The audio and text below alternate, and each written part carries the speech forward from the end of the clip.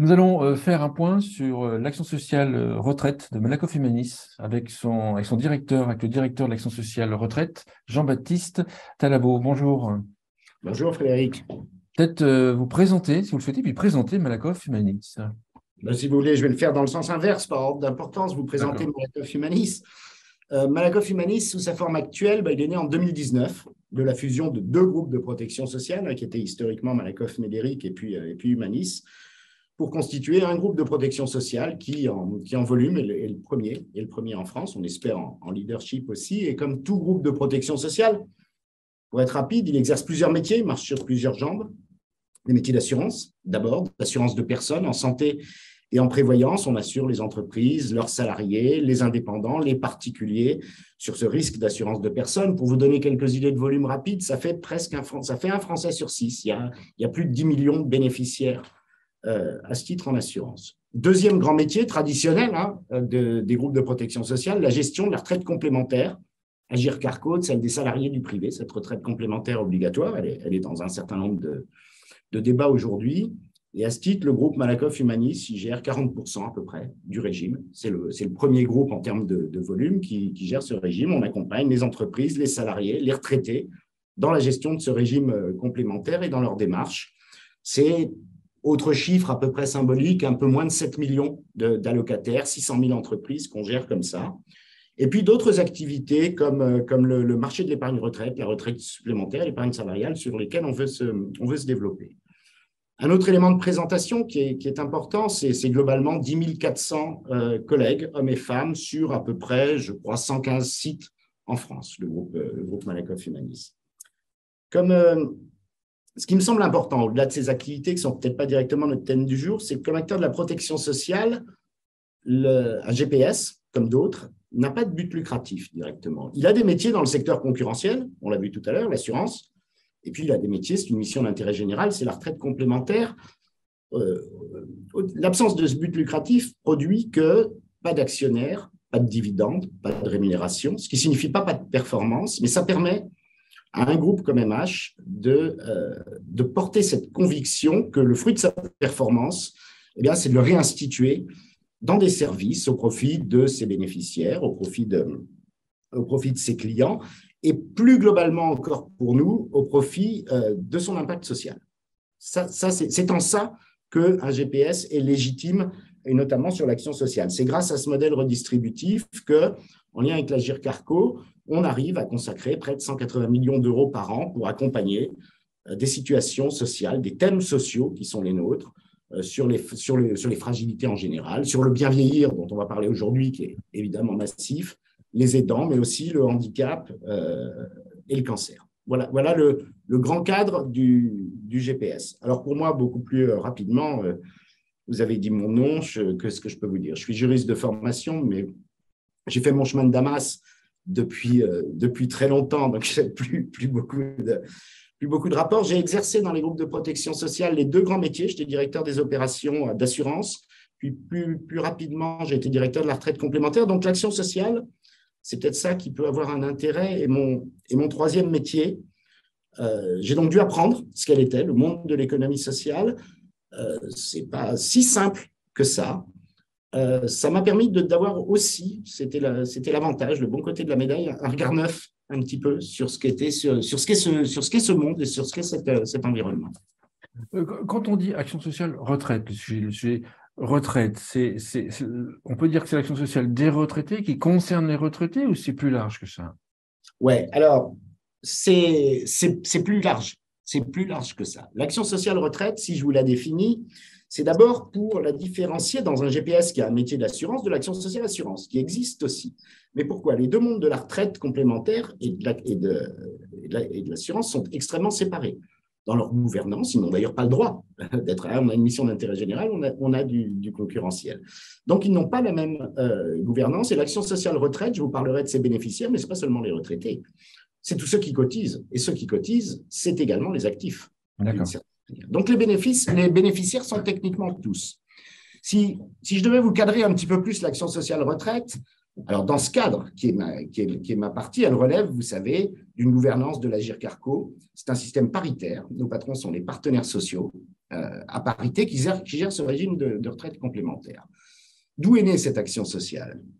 Elle est née du fait qu'ils ont décidé, et ça depuis assez longtemps, de créer une action sociale sur leurs orientations prioritaires et de consacrer ce qu'on appelle une dotation d'action sociale globale à cette action sociale. C'est pas neutre.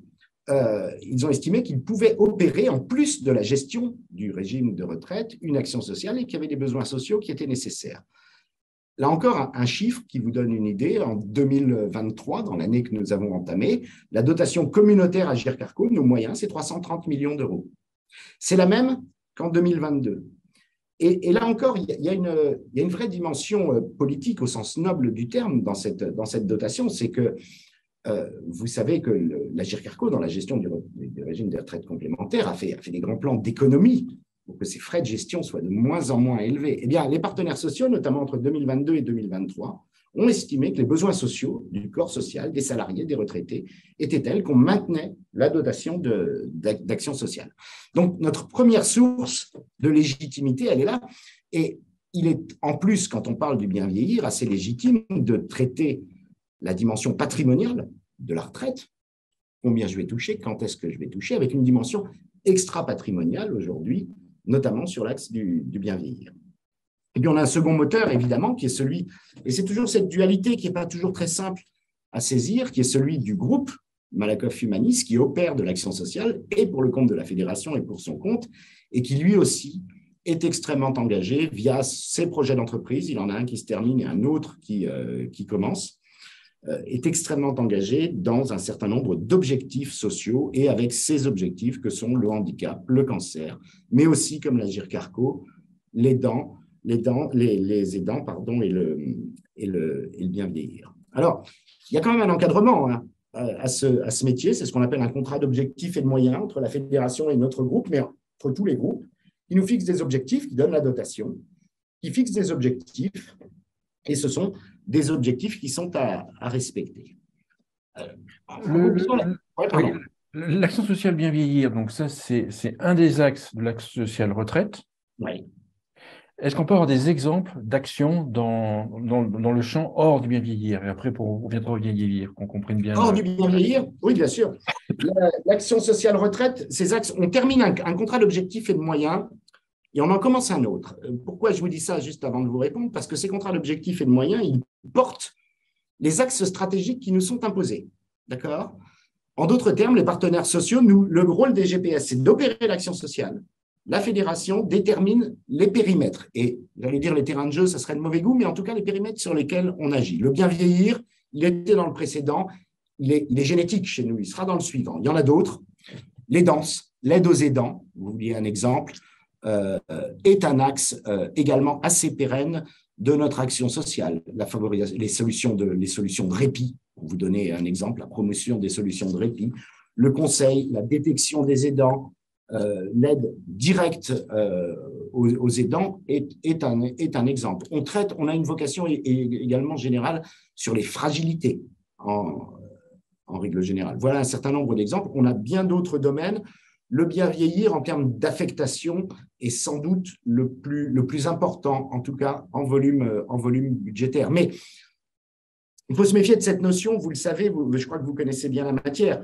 Il y a des axes qui sont nécessairement techniques. Traiter le bien vieillir sans les danses, ou même sans le handicap vieillissant, ça se rejoint. N'a pas de sens. Voilà, c'est ça. Les axes sont définis par les partenaires sociaux. Oui. Par contre, les actions dans les axes, c'est vous qui les définissez.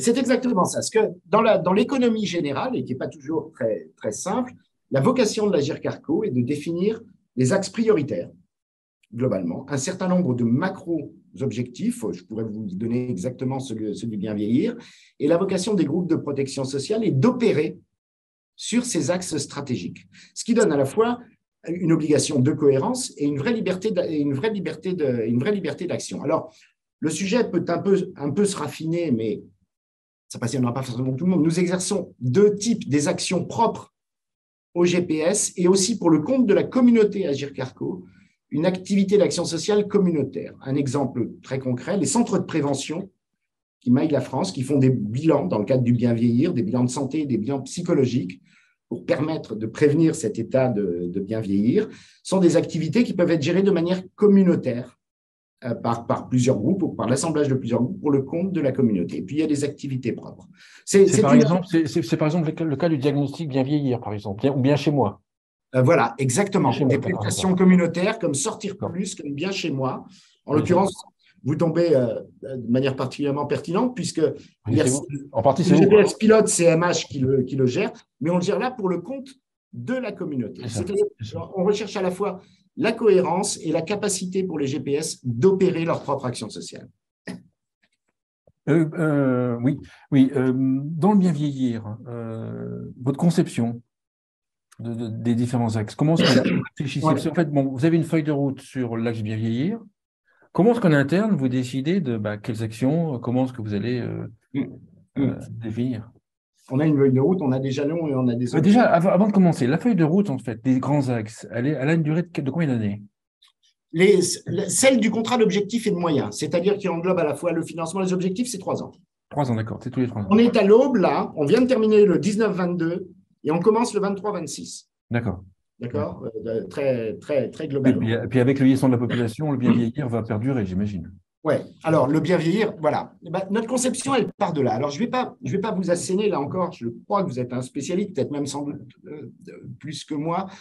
Le vieillissement de la population, on a une conception, ce qu'on sait en tout cas, et je vais éviter de faire affront de chiffres, c'est qu'il est massif.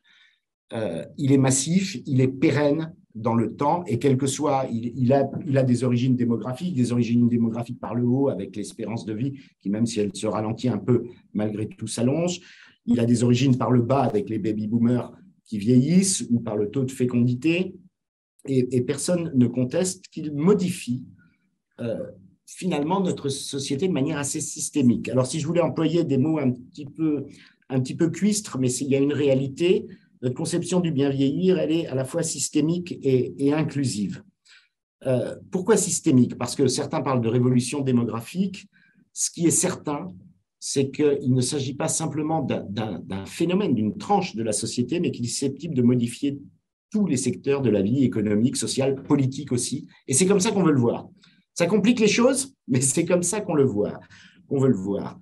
Il est inclusif, si je devais définir ce qu'on en pense, c'est parce que nous avons à la fois cette mission très concrète, j'essaierai de vous donner des exemples concrets, d'apporter à chacun des sujets aussi divers que l'isolement des personnes âgées, la perte d'autonomie, le virage domiciliaire, les habitats alternatifs, la politique de prévention, l'aide aux aidants. Au-delà de ces questions, ou plus exactement dans la réponse qu'on apporte à ces questions, se pose, au-delà de la réponse technique nécessaire, et il faut le faire, des questions sur le choix de société. Est-ce qu'on considère le vieillissement ou le bien vieillir comme par une seule analyse de risque ou une seule analyse de fragilité? Et c'est une doctrine qui a pu exister. Ou est-ce qu'on considère, au contraire, est-ce qu'on parviendra, en imaginant des solutions concrètes, à dessiner réellement c'est peut-être ambitieux, c'est peut-être prétentieux, mais c'est comme ça qu'on le travaille. Cette période de la vie, qui est finalement assez inédite dans l'histoire de l'humanité, est extrêmement longue de la fin du travail avant la mort. Il y avait, vous savez, des débats sur la Troisième République à la Chambre où, quand on parlait de l'âge de la retraite, on disait « mais vous donnez la retraite des morts ». Aujourd'hui, souvent, quand on s'arrête de travailler, et au-delà de tous les sujets politiques qui ne regardent pas actuellement, s'ouvre une période assez inédite, finalement, de la vie humaine, et c'est comme ça qu'on voit le bien vieillir. Si je prends m'interroger sur l'axe prioritaire, si je vous le décris, ça montre bien cette volonté systémique et inclusive, et de l'Agir Carco et de MH.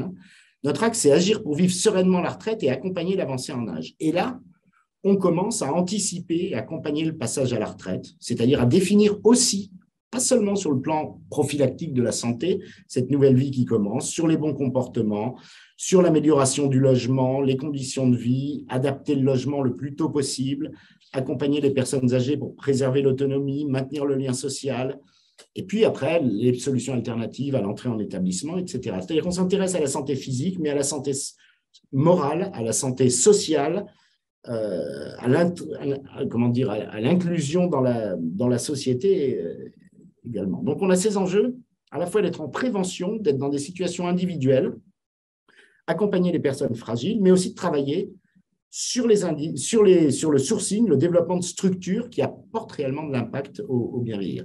Donc voilà, c'est un peu théorique pour l'instant, mais c'est important parce que quand on a des axes prioritaires et cette relative liberté d'action, il est important d'avoir un cadre, une sorte de cadre. Un plan doctrinal et un cadre, exactement. J'ai bien compris, donc là, il y a un cadre pour 3 ans, cadre général pour 3 ans. Les actions qui vont, donc là, c'est la bonne année, puisqu'en fait, on recommence un cycle de 3 ans, si j'ai bien compris. Les actions que vous allez définir vont durer 3 ans ou vont durer 1 an? Et est-ce qu'elles seront sur tout le territoire? Est-ce qu'elles seront localisées? J'ai souvent la question de pas mal d'acteurs dans la Oui, cybersécurité. celle-là, c'est une bonne question et c'est une question de stratégie. On a une gouvernance particulière dans les groupes de protection sociale, elle est importante, il y a même une commission d'action sociale qui sont nos patrons politiques par rapport aux opérationnels, et on considère aujourd'hui, pour être efficient, ce qu'on recherche, c'est l'efficience et l'impact. Nos dispositifs, de nombreux dispositifs, doivent s'inscrire dans la durée. Et un dispositif annuel, je vais essayer de vous donner quelques exemples particuliers, ne pourrait pas être efficient. Quand on met en place, alors vous en parlez plus loin, on peut en parler maintenant, un service comme ce qu'on appelle dans le jargon le service ECO, écoute, conseil, orientation. Une ligne, que ce soit mail par des sites ou un numéro de téléphone unique, où on fournit un service individuel avec des collaborateurs spécialisés qui écoutent, qui prennent l'intégralité d'une situation sociale de bien vieillir, qui sont capables de l'analyser, de donner du conseil, de l'orientation, de produire derrière des services, voire des aides financières individuelles. Un service de cette nature-là, d'une manière annuelle, n'aurait évidemment pas de sens. Il s'inscrit dans la durée. Si je prends une autre extrémité de notre activité, elle est importante, on pourra peut-être la développer. Un besoin social donné dans une région, un territoire donné, une petite structure qui émerge et dont on estime qu'elle est apte à le traiter. Je ne sais pas, la mobilité en Ardèche, par exemple. On va sourcer cette structure, on va l'accompagner, on se fait cette responsabilité, ce qu'on appelle le faire-faire en quelque sorte. On va essayer de la faire grandir, voire de la faire passer à l'échelle. Une cadence annuelle ne suffira pas forcément. Donc, de plus en plus, au fur et à mesure, pour vous répondre d'une manière un peu plus globale, que nous essayons d'industrialiser, de massifier nos solutions, on est sur des approches qui sont pluriannuelles, qui ne peuvent pas dépasser l'objectif du COM, évidemment. Et nos engagements budgétaires, techniquement, sont annuels. Mais on ne souhaite plus s'arrêter à cette logique de tronçonnage annuel quasi budgétaire qui n'a pas de sens quand on a une vision, je vous parlais de la conception, c'est ça qui est intéressant, quand on a une vision systémique du sujet, quoi. Alors ça, c'est une bonne nouvelle pour beaucoup dans la silver economy qui vont nous écouter. Est-ce que vous avez déjà choisi les sujets, les problématiques sur lesquelles vous allez travailler pendant ces 3 ans? Sur le bien vieillir, je vais vous dire, on les a déjà choisis depuis bien longtemps. Pourquoi on les a choisis depuis bien longtemps? Et c'est le lien avec votre réponse précédente, votre question précédente, pardon, Frédéric. On a choisi un certain nombre de sujets et on est sur une approche pluriannuelle. Et le bien vieillir était bien sûr présent dans le contrat d'objectifs et de moyens. Il est dans le suivant et il sera sans doute dans l'autre. On a des sujets centraux, on peut le dire, qui sont des choix. Je vais vous en donner un, et qui est un exemple de ce qu'on a pu faire, l'isolement social. L'isolement social des personnes âgées. Pourquoi l'isolement social? Parce qu'il est absolument massif, il a des réalités territoriales différentes, et on considère que l'isolement social est un élément, une cause racine de bien d'autres maux. De la perte d'autonomie, de la perte de la citoyenneté, de sujets de santé massifs et majeurs. Donc l'isolement social, dans la continuité, est un de nos axes assez forts en matière de bien vieillir. Et qu'est-ce qu'on a fait en matière d'isolement social? Ça peut être un sujet. Vous allez y venir. Après, quelle section on met par… Voilà. Quelle section? Je vais vous donner quelques exemples. Premier exemple, le réseau de confiance des structures avec des lieux qu'on a travaillé avec Unicité notamment, qui ont un objectif principal qui est de détecter des situations d'isolement dans des endroits. Alors là, c'est une approche territoriale, on pourra en dire un mot, mais on a une approche à la fois nationale, mais aussi une approche territoriale. On ne peut pas faire d'action sociale en France aujourd'hui, compte tenu des particularités, sans une approche territoriale, qui est la détection des seniors isolés. Ce sont des lieux avec des collaborateurs formés, des jeunes bénévoles qui, en agrégeant l'écosystème associatif, mais aussi en allant au pied des barres d'immeubles, ont cette mission de détecter des personnes âgées isolées, de les réintégrer dans un système social. On a, d'une manière beaucoup plus massive, je suis assez content de pouvoir vous en parler, un truc qui est quand même une très belle réussite, et là peut-être avec un petit peu de vanité, qui est le projet Service civique Solidarité Senior, qu'on a monté avec Unicité, et qui est assez… Il est intéressant au-delà du sujet parce qu'il est assez symptomatique de ce qu'on fait quand je vous parlais du faire-faire. Avec Unicité, ça fait 10 ans, bien avant que je ne travaille dans l'action sociale, que les deux groupes, Malakoff Médéric et Humanis, travaillaient, montaient des petits partenariats sur la rupture contre l'isolement. Pas seulement dans un rôle financeur, exécutant, mais réellement des partenariats et des petites expériences qui ont grandi jusqu'à ce qu'on nous propose ce sujet massif d'utiliser le service civique et l'intergénérationnel pour aller, que ce soit en établissement ou à domicile, attaquer ce qu'on appelle la mise à l'échelle, réellement l'isolement des personnes âgées. Alors, la crise du Covid et l'isolement qui s'est renforcé d'une certaine manière dans les EHPAD a fourni ça. Le développement du service civique l'a fait. Et du coup, Malakoff Humanis s'est associé à ce partenariat pour le monter à l'échelle, avec des objectifs qui permettent d'expériences commencées dans les années, je crois, 2016, je ne voudrais pas vous dire une bêtise, ou peut-être avant, d'avoir des objectifs cibles de toucher 100, 110 000, 120 000 personnes âgées, c'est-à-dire, alors on ne les sort pas de l'isolement, simplement avec l'intergénérationnel, mais d'attaquer le sujet d'une manière globale. Ça peut être 10% de l'isolement en France.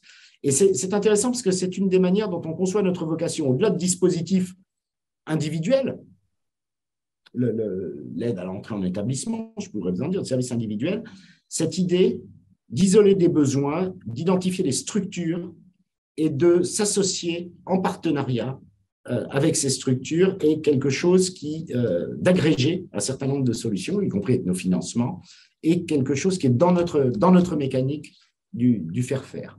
Et vous voyez, on a choisi l'isolement, alors pour les motifs que je vous ai cités, en estimant qu'il est à la source de bien d'autres choses. Ça ne veut pas dire qu'on les abandonne tous. On a une vraie… vous l'avez vu, cette dotation communautaire, 330 millions, on en a globalement 40%, notre poids dans le régime. On a une capacité d'agir sur plusieurs sujets et on a une politique partenariale qui va viser la mobilité, l'adaptation du logement, les habitats alternatifs, qui est une politique avec laquelle, sur les GIRCARCO, on travaille beaucoup pour le développer. Voilà quelques exemples de notre feuille de route. Si on résume, il y a des axes sur 3 ans. Ensuite, vous définissez les problématiques que vous voulez traiter qui correspondent à ces axes. Comment est-ce que derrière, vous mettez en place les actions? Qui décide de quelle action on met par rapport à une problématique? Et comment se passe cette réflexion? Il y a deux niveaux. Il y a un niveau communautaire, indéniablement, à la GIRCARCO, où tous les directeurs d'action sociale se retrouvent et où on définit un certain nombre de macros et de plans d'action. Et notamment, toutes les activités communautaires sont pilotées d'un point de vue GIRCARCO. On parlait de sortir plus. Elles se sont gérées à ce niveau-là, d'accord. Exactement. Le service civique Solidarité Senior a tellement bien marché qu'il est devenu une action communautaire. Quand un truc marche et qu'on le passe encore à l'échelle, il marche à la GIRCARCO. Après, comment est-ce qu'on le définit? On le définit deux mots des ressources qu'on met sur la table et justement de la manière dont on travaille. À ce moment-là, si on a encore un petit peu de… On a la dotation, vous avez raison, ce n'est pas tout. L'action sociale retraite, il faut à la fois des moyens et des compétences avant toute chose. Ma direction, elle n'est pas très grande par rapport à la gestion des opérations, mais c'est quand même 260 hommes et femmes qui sont répartis sur 22 sites, d'accord, et avec des métiers qui sont, c'est ce qui est fascinant dans ce métier d'ailleurs, qui sont extrêmement différents. Du webmaster pour essentiel autonomie, à des spécialistes de l'ingénierie sociale, à des gestionnaires d'aide individuelle ou de la démarche éco. On essaye aussi d'avoir des canaux d'accès extrêmement faciles, notamment un numéro de téléphone unique d'entrée pour toutes nos actions sociales, etc. Pour vous dire comment on fait concrètement, je vous ai parlé du faire et du faire, je vous parle de nos structures, non pas parce qu'elles sont importantes en soi, mais parce qu'elles montrent exactement comment on fait. On a d'abord une direction territoriale, avec 2 réseaux, territoire par territoire, un réseau dédié globalement aux allocataires et un réseau partagé avec la retraite dédié aux entreprises, et donc d'une certaine manière aux actifs. On a déterminé, ça c'est vraiment une mine alors spécifique MH, pour chacun des territoires, on a divisé la France en territoires, et avec nos référents d'ancrage, des diagnostics territoriaux, c'est-à-dire une cartographie des besoins sociaux spécifiques, des particularités sociales spécifiques, des ressources aussi, de tout l'écosystème. Et vous savez à quel point, qu'il s'agisse du privé, du public, de l'associatif, du lucratif, du non lucratif, l'écosystème est un truc compliqué. Et quand je vous dis qu'on a une approche territoriale, c'est avec ces territoires, en fonction de ce diagnostic, en fonction de ces ressources, c'est là où on va déterminer la nature de nos partenariats, avec qui, localement, pour répondre à quels besoins, c'est-à-dire d'une manière extrêmement proche dans cette approche territoriale du sujet. Mais c'est vous qui allez trouver vous-même, qui allez identifier les partenaires potentiels et qui allez leur proposer, ou c'est de la communication pour les on les source, ou l'appel d'offres? on les source et ils viennent nous trouver. Vous savez, c'est toujours pareil dans le monde. En fait, c'est ma question suivante. Ils peuvent venir vous proposer quelque chose. Supposons qu'en fait, ils écoutent les vidéos et qu'ils comprennent les axes, ils pourraient vous proposer quelque chose. Ils peuvent toujours venir nous proposer, que ce soit, je parlerai des solutions plus nationales et plus industrielles, mais d'un point de vue territorial, ils peuvent venir nous trouver. Quand je vous dis 22 sites, on a une véritable implantation territoriale et une véritable connaissance du terrain. Après, nos partenariats, nos subventions, d'abord, ne sont pas aveugles et doivent correspondre à notre analyse des besoins. C'est pour ça que je vous en parlais. Oui, donc en fait, si j'ai compris, vous avez un mapping des besoins sur le territoire et vous avez déjà un mapping de ce qui existe comme prestataire qui pourrait réaliser des prestations, comme acteur qui pourrait répondre à ces besoins. Voilà, globalement. On a évidemment un soutien, une mission de soutien global à l'économie sociale, à l'ESS, mais on a des axes et on a des objectifs qui sont d'être pertinents et efficients. Et on s'intéressera pas forcément à l'ESS en général, mais à la mobilité dans les roues. Enfin, je dis n'importe quoi, mais c'est la première manière de faire. La seconde manière de faire, ça correspond à une autre de ces structures chez nous, qu'on appelle les activités à distance, c'est globalement tout ce qui n'est pas une approche.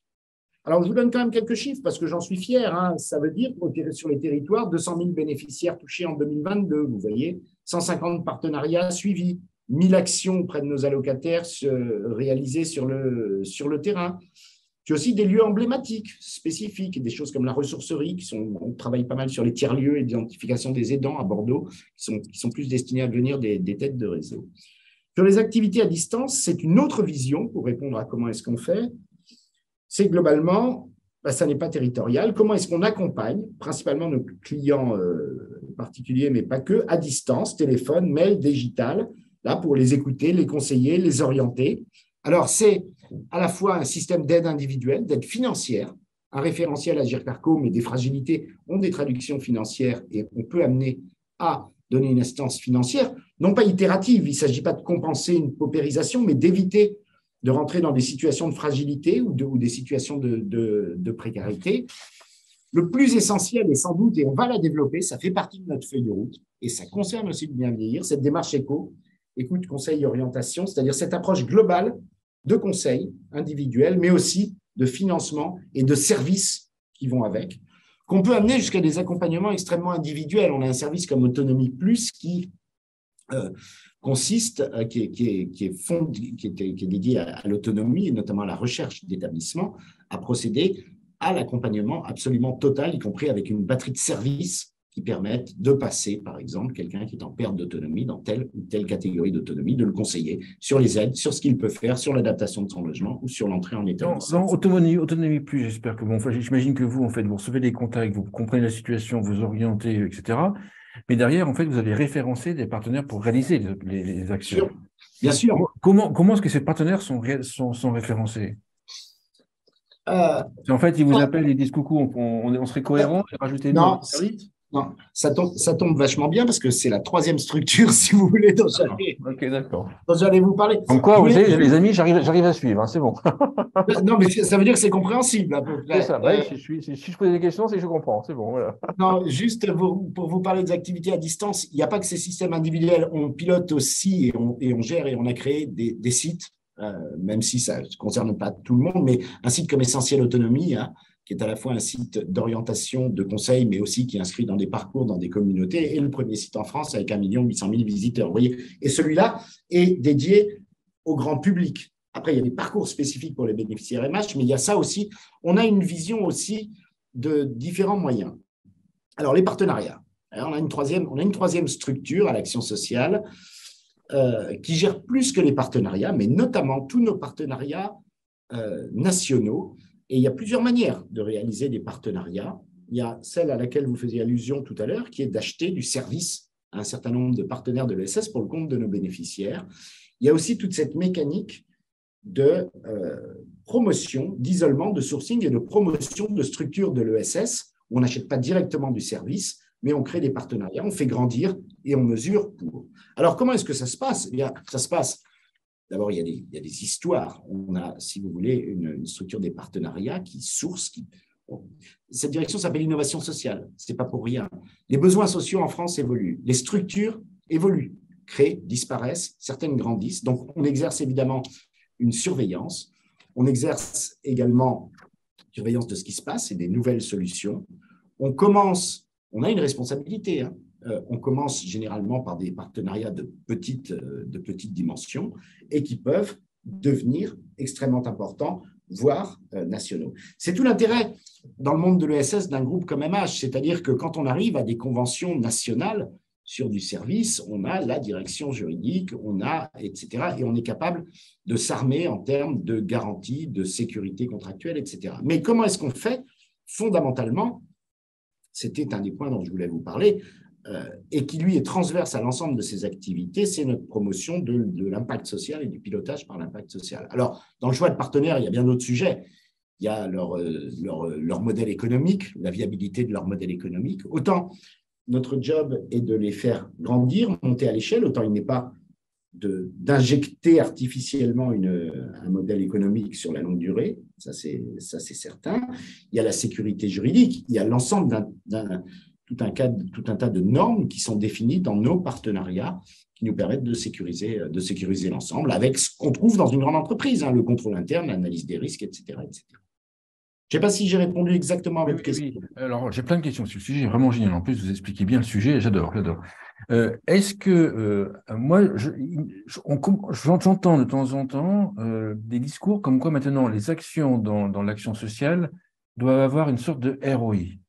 C'est en fait, on avait l'impression que certains avaient financé beaucoup de choses, on va dire, dans le passé sur le bien vieillir, et maintenant, même dans les concours, par exemple, on voit qu'il y a un critère, qu'est-ce que ça apporte aussi concrètement? Est-ce que ça apparaît ou ça a toujours apparu? Alors, pardon, c'est pas formidable comme expression. Non seulement c'est apparu, non seulement j'y adhère. Alors, on va voir ce qu'on appelle. C'est pour ça que c'est ROI entre guillemets, bien sûr. Je ne partage pas l'idée du ROI, mais au risque d'être un petit peu trivial, pendant très longtemps, et avec beaucoup de bonne foi et en l'absence d'autre chose, on mesurait l'impact, on mesurait l'efficience, on mesurait l'efficacité de ce qu'on faisait, de ce que faisait le monde de l'économie sociale et solidaire. Je ne parle pas là de MH en règle générale ou de l'action sociale. À quelle aune? À l'aune de l'argent dépensé, d'une certaine manière. J'ai un gros effet parce que je dépense beaucoup d'argent. C'est une position, elle est volontairement caricaturale, hein, et vous me le pardonnerez, mais quel outil de mesure? Or, depuis une demi-heure, on parle de moyens humains, de moyens financiers, de conception. On a cette conviction absolue et que ce n'est pas seulement une condition d'efficience, c'est une condition existentielle pour nos actions sociales, qu'il faut trouver et mettre en œuvre une méthode. Alors, peut-être on pourrait l'appeler le ROI social. Elle s'appelle aujourd'hui la mesure d'impact social. Il y a eu le sommet de l'impact, le premier à l'Assemblée nationale, où public, privé, on essaye de s'entendre là-dessus il y a quelques jours, mais une mesure qui soit rigoureuse, opposable, externe à terme. Celui qui mesure n'est pas forcément celui qui fait. Ça, c'est un élément important, et qui soit intégré dans nos activités. Ce qu'on a fait, nous, chez Malakoff Humanis, c'est depuis, avec l'ESSEC, et il y en a d'autres qui travaillent dessus, mais avec la chaire d'entrepreneuriat social, notamment de l'ESSEC, depuis plusieurs années, on a travaillé à la détermination de cette méthode. Alors, d'abord, d'un point de vue académique, en se disant comment est-ce qu'on peut mesurer l'impact social de l'ensemble de nos activités, le nôtre, mais aussi celui de nos partenaires. On a déterminé cette méthode, qui est une méthode à la fois, alors je ne vais pas rentrer dans des détails techniques, mais qualitative, quantitative, qui peut être financière, par la technique dite des coûts évités. Mais la question qui se pose, c'est finalement, je vous parlais d'isolement social tout à l'heure, quand on met 5 millions, 10 millions dans le service civique solidarité senior, quel est, au bout du compte, le réel impact social? Qu'est-ce qu'on a changé de la vie des gens, pour dire les choses simplement, et comment est-ce qu'on peut le mesurer? C'est ça la mesure d'impact social. Donc ça, c'est un plaidoyer assez fort, et au service de ce plaidoyer assez fort, ce qu'on a voulu, et ce que j'ai voulu engager, c'est une vraie démarche industrielle, comme peuvent le faire des grandes maisons comme Malakoff Humanis là-dessus. C'est-à-dire que ça coûte cher, hein. C'est une technique.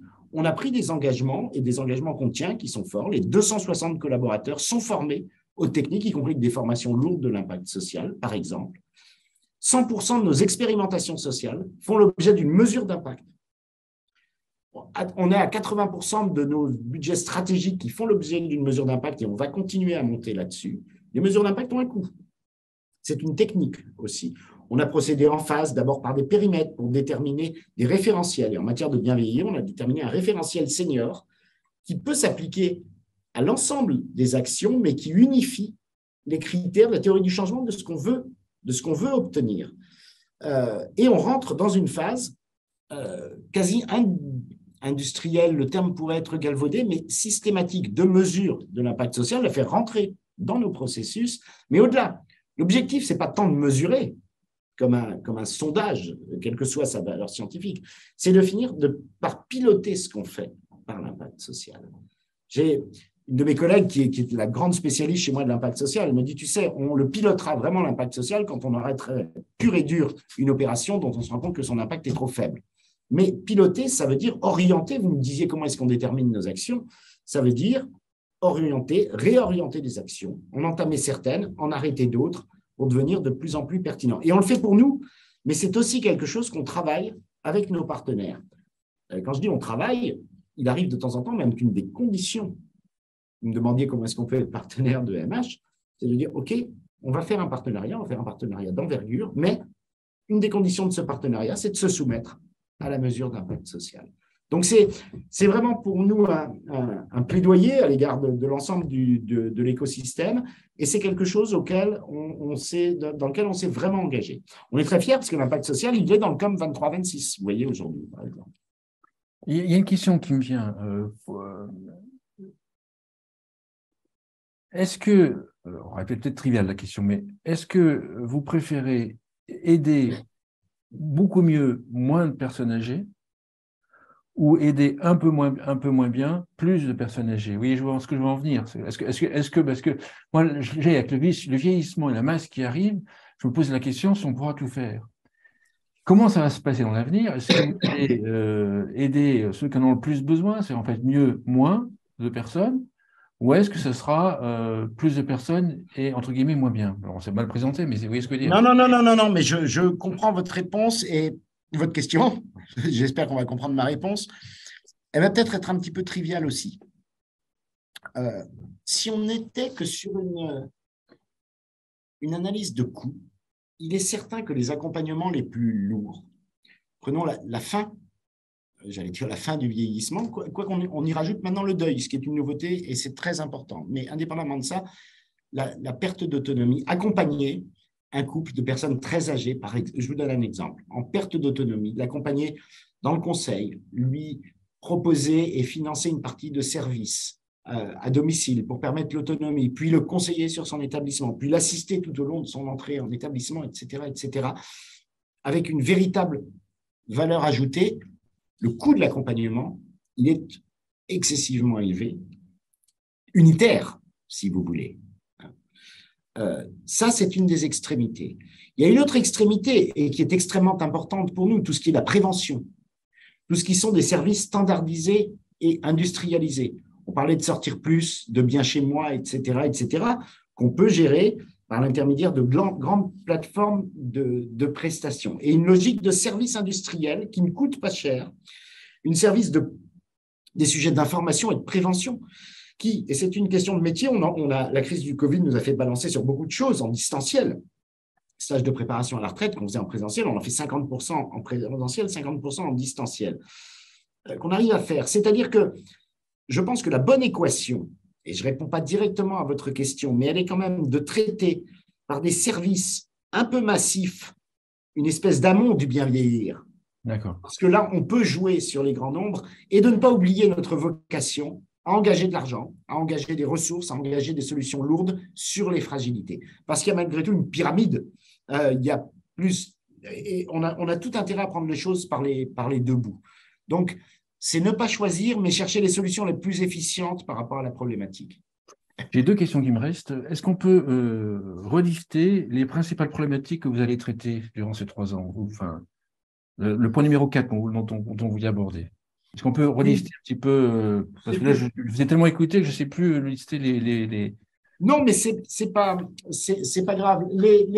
Alors, ce n'était pas les problématiques au sens, parce que les problématiques, je vous les ai décrites. Hein. C'est réellement… Ou les axes sur lesquels vous allez travailler. Voilà, c'est anticiper, accompagner le passage à la retraite. Ça, et je vous donne un exemple. On parlait des actifs bénéficiaires au début. On travaille beaucoup sur la seconde partie de carrière. Vous voyez, on considère, on parlait tout à l'heure, que le bien vieillir commence pour les salariés à la fin. La manière dont on va vivre la fin de sa carrière, ses comportements en matière de santé, son investissement dans la vie sociale, dans le bénévolat, etc. C'est une notion. On va travailler beaucoup sur le logement, les conditions de vie, accompagner les personnes dans l'adaptation de leur logement, la rupture de l'isolement, je vous en ai parlé, l'autonomie et le lien social. On travaille énormément sur le lien social, sur la mobilité, sur l'entrée en établissement également, et on a pour tout ça des solutions innovantes. Ce que je voulais dire en vous parlant des problématiques, c'est aussi, comment vous dire, c'est aussi finalement le public. Quand je dis le public, on en a parlé tout à l'heure, on cherche beaucoup à travailler avec les entreprises pour les actifs. Et dans l'écosystème, aujourd'hui, vous le savez, les entreprises s'engagent, elles s'engagent beaucoup sur des dynamiques RSE, des dynamiques sociales, mais pas toutes. Et donc, on a un réseau dédié au service aux entreprises et on essaye de passer beaucoup par les entreprises. C'est aussi un de nos axes. Sur les danses, sur les danses notamment. Quand on dit, quelle que soit l'implication sociale d'une entreprise, quand on explique à un DRH qu'un salarié sur 5 est aidant, que demain, ça sera 1 sur 4, et qu'on parle de présentéisme, qu'on parle d'absentéisme, et on travaille là aussi sur le bien vieillir. Hein. L'aidant actif, il aide quelqu'un qui est un de nos bénéficiaires. Eh bien, on a développé cette idée que la performance sociale aujourd'hui des entreprises est une condition quasiment de leur performance économique. C'est vrai aussi dans la motivation de leurs salariés, c'est vrai dans plein de choses. Donc, il y a tous ces thèmes. Notre vraie problématique, sans doute, elle est aujourd'hui, mais j'y ai fait allusion, j'ai essayé d'y répondre dans le cours de notre conversation. Je ne reprendrai pas la grande diversité des besoins sociaux. Bien vieillir, c'est 2 mots. Hein, c'est l'innovation, mais c'est aussi de devenir de plus en plus, pour être efficient, agrégateur de cette chaîne de valeur dans un environnement où, je vous dis, entre le public, le privé, l'associatif et des parcours longs, c'est un autre de nos axes qui est extrêmement important. Et je vais vous l'expliquer d'une manière triviale parce qu'on travaille beaucoup là-dessus en ce moment. À la différence de mes camarades qui gèrent la retraite complémentaire, il n'y a pas de clients en action sociale pour un groupe de protection sociale. Ou même à la différence d'une petite association sur le terrain. Un de nos premiers sujets d'efficience, quel que soit le thème qu'on choisit, c'est l'identification. L'identification est le fait de faire connaître nos solutions et de faire venir des bénéficiaires ou des personnes en situation de fragilité auprès de nous. Quand on sait, je vous parlais de l'isolement des personnes âgées, mais les personnes âgées isolées, par définition, il faut des dispositifs spécifiques pour aller les chercher. Les aidants, vous savez qu'être aidant, il faut d'abord l'admettre et ensuite demander de l'aide. Et quand on a fait ça, on a déjà fait une bonne partie du métier. Donc, un de nos axes et une de nos problématiques, c'est les parcours. Et quand je dis les parcours, c'est dans cet écosystème, on a des sites internet, des numéros de téléphone, la capacité de faire des mailings, des emailing, des milieux, des partenaires associatifs. On travaille énormément sur les parcours, c'est-à-dire sur cette espèce de synergie qui nous permet de nous faire connaître, pour être extrêmement concret, et de faire rentrer nos bénéficiaires dans ces structures. Ça, c'est une direction. Dernière question, il nous reste 7 minutes. Dernière question. Si je suis un acteur associatif ou privé qui a écouté cette émission et qui dit, tiens, voilà, j'ai écouté, je pense que ce que je fais rentre dans les principales actions, les principaux axes de Malakoff Humanis. Ouais. Comment est-ce que je m'y prends pour vous contacter? Est-ce que ça démarche localement? Est-ce que ça démarche comment ça se passe? Ça arrive tous les jours. Alors, quels sont les facteurs clés de succès pour que… Les facteurs clés, on essaye, on se sent une responsabilité alors je ne parle pas d'achat de prestations de services pour nos clients, mais un acteur de l'économie sociale locale, on ne les recrute pas par appel d'offres, on les recrute, pardon du terme, il est sans doute impropre, à la fois territorialement, souvent sur son territoire, si on a bien fait notre boulot, il sait qu'on existe et il y a un contact local du groupe Malakoff Humanis, parce que vous connaissez le monde associatif, hein, tiens, j'ai une subvention ou j'ai un partenariat avec EMH, va voir ou pas.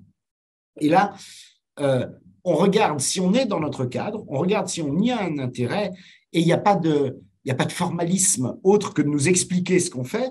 S'il y a des présentations, c'est très bien. S'il y a des chiffres, de toute façon, on les demandera ce qu'on fait. Mais là, le contact sera généralement assez direct. Et une fois qu'on a vu qu'il y avait une pertinence à le faire, eh bien, localement, c'est ça l'intérêt d'une application locale, on le fait. J'ai tous les jours des structures de l'économie sociale qui m'écrivent. Elles m'écrivent par courrier, elles m'écrivent par mail. J'analyse pas tout, je redistribue en revanche pour que les choses, mais à moi, à mes directeurs, à Clémence Delobel qui est responsable de nos partenariats, à Olivier Raison qui est responsable des territoires, enfin une adresse MH, après on se débrouille pour que ça arrive, mais tous les jours, on a ce type de contact et ça fait partie de notre sourcing. Alors, j'espère ne pas recevoir 30 000 mails que je mettrai du temps à… 30 000 mails, ça pourrait dire que mon émission soit regardée 30 000 fois. Je pense mais j'en doute pas. Je pense qu'on surestime un peu le… Mais ce que je veux dire, c'est que un de nos métiers, si je n'ai pas été clair, est le sourcing aussi. Oui, c'est ça. Donc, vous avez déjà un rôle proactif de sourcing. On a un rôle proactif pour aller les chercher, ce qui ne veut pas dire… Et là encore, il pourrait y avoir effectivement, même malgré le sourcing, il pourrait y avoir un déclic sur une idée qui ne soit pas fait par rapport au cap. Il y a tellement de trucs à surveiller, peut-être qu'il y a… Exactement. Et puis, il y a très clairement des structures extrêmement intéressantes avec des objets sociaux qui ne rentrent pas dans notre cadre ou sur des besoins qu'on a satisfaits. Et ça, on essaie de le dire de la manière la plus assertive et conseiller aussi quand on le peut. On a quand même un rôle global dans l'économie sociale. Mais une fois qu'on est embarqué, on a des dispositifs, et là encore, on en a avec les SEC, où on aide les structures, on sent une responsabilité, hein, pas que sur la mesure d'impact, pour les faire grandir, pour leur donner un certain nombre d'éléments, etc. Mais le contact est parfaitement libre. Alors, il y a une autre question, dernière question qui me titille. Qu'est-ce qui fait qu'une action passe du niveau local au niveau national, chez vous, et après peut passer au niveau, on va dire, comme vous avez dit, collégial des… À Gircarco. Voilà. Et Qu'est-ce qui fait que... qui pourrait un jour rentrer dans les politiques publiques, hein, si c'était. Voilà, voilà. Alors, qu'est-ce qui fait que les...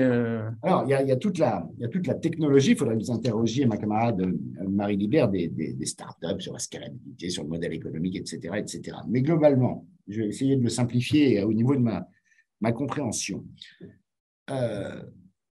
D'abord, il y a des structures de l'ESS dont la vocation est exclusivement territoriale. Et c'est une association locale, et sa vie et sa destination, elle est une association locale. Après, ce qui fait que les choses fonctionnent, c'est pour nous, l'impact social. Ça, c'est évident. C'est la condition sine qua non. Ça marche localement. Ensuite, c'est la démarche de ce qu'on appelle, et c'est un terme métier, mais qui est plurisémique, hein, la mise à l'échelle. C'est-à-dire la recherche d'un modèle économique viable. Qui puisse être dupliqué sur le territoire. La capacité à être dupliquée. Et il y a beaucoup de formes, des associations centralisées, mais aussi créer des réseaux, etc. Modèle économique, modèle social performant, un véritable accompagnement méthodologique, et ça, on essaye de le fournir. C'est globalement ça, les conditions du succès. Et des très petites choses peuvent grandir. Je ne sais pas si vous aviez entendu parler de cette petite association Mettre un sourire pendant la crise du Covid, qui prend effectivement un certain nombre d'éléments de taille. Mais on se retrouve après, finalement, dans l'histoire socio-économique des structures. Hein. C'est leur capacité à grandir. Et certaines, et on peut échouer. Certaines, ça n'est pas leur vocation, ou vous savez que la croissance, y compris pour une structure de l'ESS, est un péril qui est presque aussi important que celui de la décroissance. Hein. Qu'est-ce qui fait après, sur la deuxième marche, que vous proposiez, en fait, j'imagine que c'est proposé, votre idée, votre action, de manière collégiale avec les différents acteurs de la protection sociale? Alors, c'est… j'imagine, alors par contre, j'imagine que le nombre d'élus est faible, enfin, le nombre de projets est plutôt faible. Le nombre de projets est faible. C'est cette capacité à devenir une solution nationale, communautaire.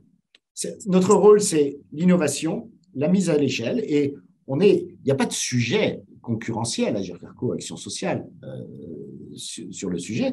Nos grands partenariats, on les met en commun, et des structures décisionnaires de la GIRCARCO, opérationnelles d'un côté et politiques de l'autre, disent « Tiens, ça c'est bien, peut-être que le financement nécessaire n'est plus à l'échelle d'un groupe, mais il est à l'échelle communautaire. » Et du coup, on le monte à l'échelle. Ce qui s'est passé pour SC2S, hein, pour poursuivre le programme, il fallait des financements encore plus importants. Il avait une vocation réellement nationale à mobiliser tout l'écosystème, une réflexion, une étude.